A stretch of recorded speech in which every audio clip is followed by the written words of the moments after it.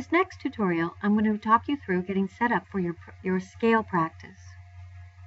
This is a practice that talks about another one of the fundamental building blocks of design, and that is how you can use the size of an element to help contribute to its meaning. Often designers aren't given all of the tools and the attributes that they want to be able to design something.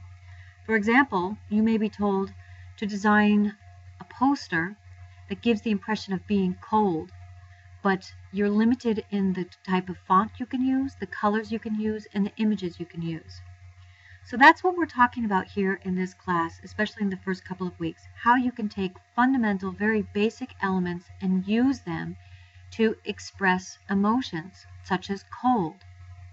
So for this practice, the element that you're going to work with is scale, how things that are very small and very large can help express meaning. This practice is going to be done in Illustrator. In Illustrator, you have something called artboards, and those are basically like pages. You're going to create 3 artboards, and the purpose is that on each artboard, you're going to have 6 examples of words that are opposites. On the examples I have here, there are some that are repeated, such as go and come. Those are repeated twice. So these are just individual examples to give to you, but not the way you're supposed to do it. In yours, all 6 have to be different word opposites. But on each artboard, you're going to repeat the same 6. You're going to do 3 different variations of the same 6 word opposites. And I want you to use a very simple font type, such as Futura Bold or Century Gothic. Something that is what we call sans serif. It doesn't have any embellishments at the end. So as you can see, all of the text here is very simple text. Okay, so again, just as a review for this assignment, I'd like you to download the PDF that is part of, and also you have to read through all of the text, the links here, and download the PDF, and that's going to take you through all of the steps, the full details of this practice. But as an overview, the idea is you're coming up with 6 word sets that are opposites, and you're going to express their meaning simply using their size.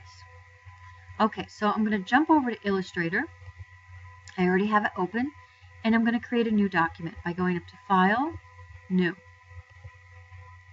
And here at the top it says number of artboards, and if you have it set to just 1, switch it over to 3 artboards. And we're going to leave these settings for right now and go down to the width and the height, and I'm going to set my width to 11 inches and my height to 8.5. That's kind of just a standard paper size. My orientation is going to be set to horizontal. Other than that, I'm going to leave everything. Of course, make sure your units were in inches if they weren't, and click OK. So I'm very zoomed out because this is really 3 pages that I'm seeing. I'm going to take my zoom tool, which you should already be familiar with from the Photoshop tutorial, and zoom in on one of my artboards. Now, I want the example to look like what I have set up here in Blackboard. 3 boxes on the different rows, so total of 6 boxes, 3 on top and 3 on the bottom, and your text inside them. So how we're going to do that?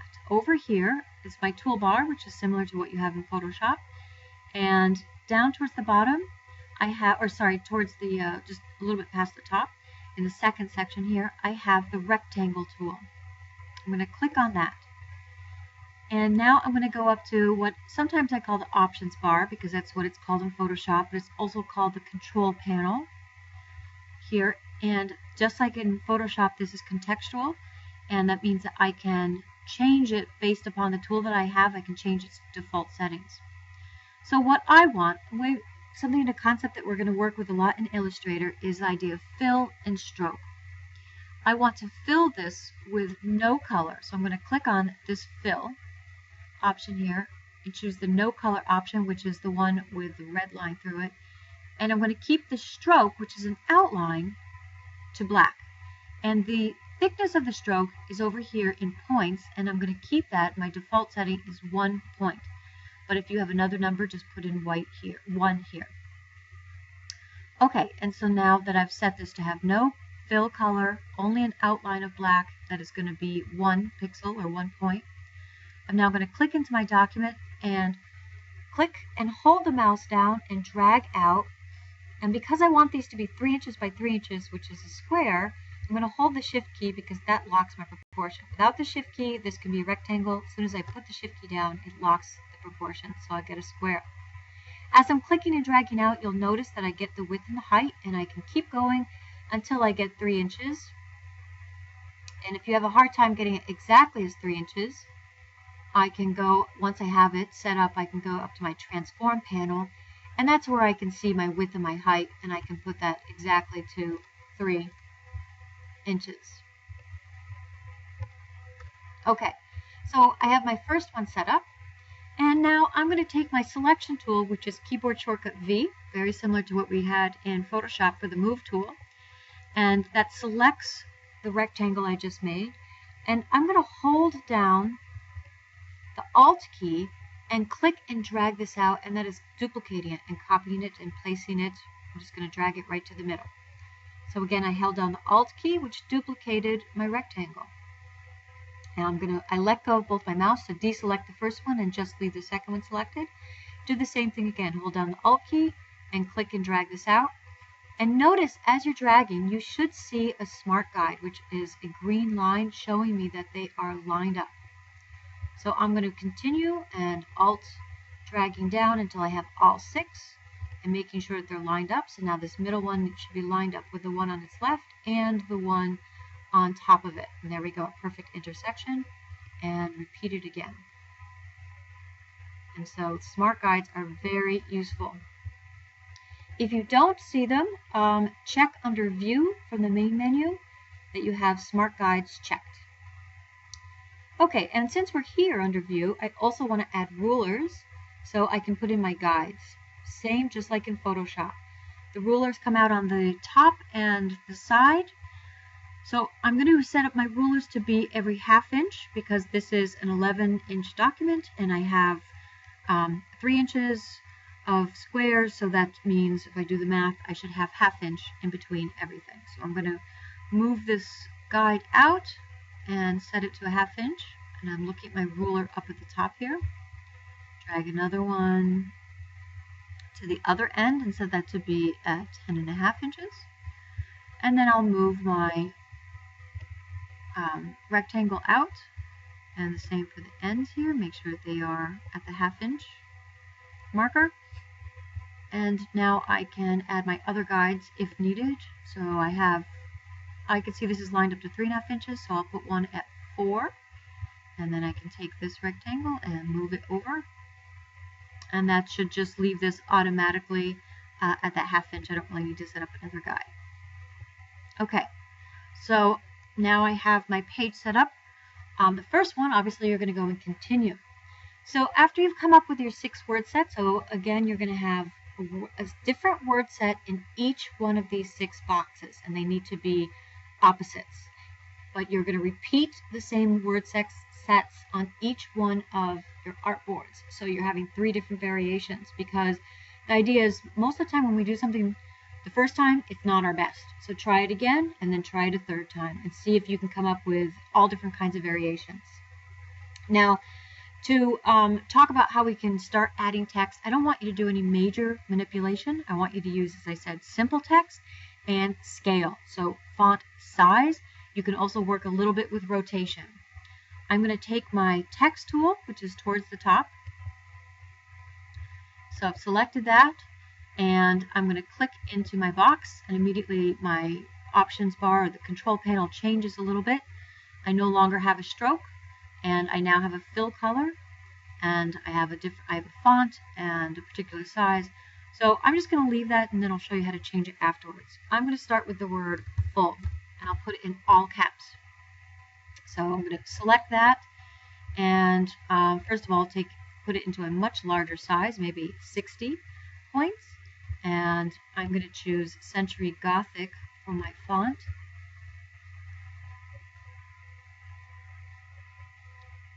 As soon as I find it, Century Gothic, there we go.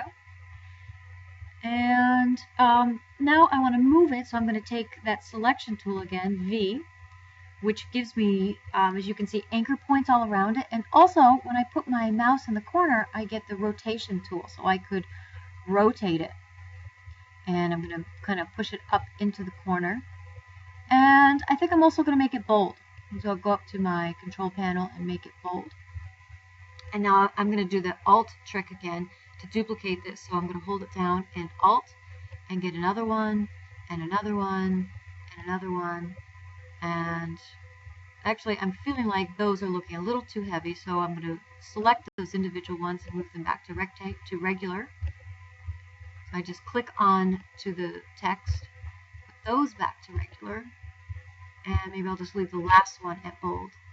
But the idea is I'm going to fill up the space with the word full. And I'm going to show you how to get that cut off by the boxes in a second, so I'm going to make it feel very full and just keep duplicating until it just feels incredibly full. Maybe that one again, put to regular. And maybe the ones towards the bottom are going to get even larger. So if I don't have a setting that I want here, I can also put in a number. It doesn't have to just be those settings. So let's say I want this to be 80 points. I can put in 80. And now I have 80. Oops, I got the wrong one. So I want you to kind of play with extremes. So I could continue on with this and make it very full. So it just really feels completely full. It's just all the way full. And then for my next word, maybe I would do empty, because that's an opposite. I'm going to choose a smaller size and type in empty.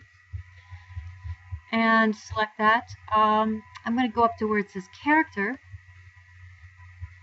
so I can adjust the tracking, which is the space in between the letters, and adjust that to, let's see, 200, to move that out so I can see it. And that's going to make space in between these letters. Not quite enough for me. Let's move this. I'm going to put that to, manually put in 400. It's just an example of something that you could do here, and that's giving me a little bit more space. So I could keep increasing that number. I want my letters to feel very separate, very spaced out. And again, I take that selection tool and I can grab that text and put it where I want. I could put it down here, or maybe it should also be rotated. I'll move it up here so I can get rotation. So I could try rotating it so it aligns somehow with the text up here. I have a more of a clear contrast, or I could leave it as horizontal as it was. Okay, so this is just kind of a brief example of something that you could do here, working with full. I'm not really crazy about this yet. I think I would still keep adding the words full here, just duplicating it until it really feels incredibly full. Really want to sort of beat it over the head, get the idea across. But now what I wanted to show you was, in some of the examples here on Blackboard, you'll notice that sometimes letters, it happens in this example and a little bit in this one, are being cut off by the outline, the box. And that could be a really great way to express something. So let's go back to Illustrator and I'll show you how to do that. There are a couple of different ways you can do it, but I'm going to show you one method. You need to have your Layers panel open. So that's the second to bottom icon. If you don't see it, you can go up to Window and click on it. So Layers. And all of this came out onto one layer. The layers are a little bit different in Illustrator than in Photoshop. And what I'm going to do is open this up. And I need to find this layer, which has the top full text on it. And I click on it, and then I'm going to look into my control panel, and into my Layers panel. And the one that has the little blue icon is the one that I've just selected. I'm going to move that kind of down towards the bottom. I'm just going to click on this layer. Oh, I didn't mean to lock it, sorry. And move it towards the bottom of my other layers. And now I need to find the layer that has this path on it. And I see that that was right above it. So I'm going to switch the order and I'm going to put the path, which is an outline, and that's what I created. And I have the little eyeballs here so I can check that off. This one represents the box. This one represents full. And I'm going to just start with that one, and then I can add the other fulls as well and make them go behind the box. I'm going to select both these layers by holding the Control key down and clicking into the little circles. So they're both selected. And I have one full and then the outline. And now I'm going to go up to Object, Clipping Mask, Make. And so what it did was basically it made my outline, which the path of the box, cover up. It's kind of like a mask, like imagine masking tape. It's covering up the edges of that full. But there's one weird little thing that just happened. I also lost my stroke, and it all kind of put them into their own layer within a layer. So I'm going to open that up and look all the way down here. This was my clipping mask.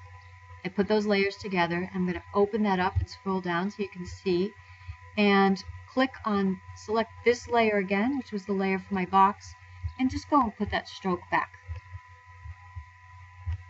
And so now I have the stroke back. And if I click something else, you can see, select something else, you can see that that full is now hidden behind the box. So if I take my other words of full, just find this one here, for example, and find where that is in my layers panel, it's up here, and drag it into that little area of the clipping mask, down we go.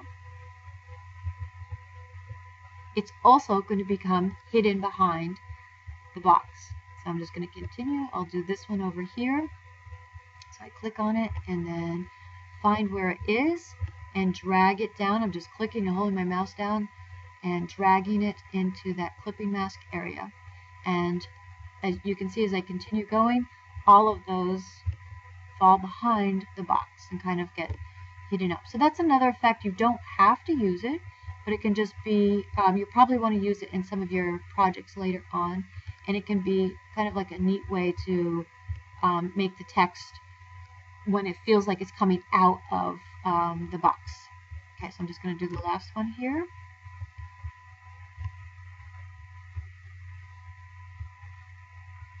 And there we go, and so you can see how this clipping mask is working. I have on the top here, that's the layer that has the outline, the box, and then everything that's going to be hidden is on the layers underneath.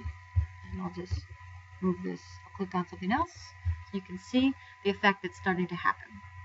Okay, so I would continue on here doing my next word opposites and do 6 different ones and go to my next artboard and continue. So enjoy the practice.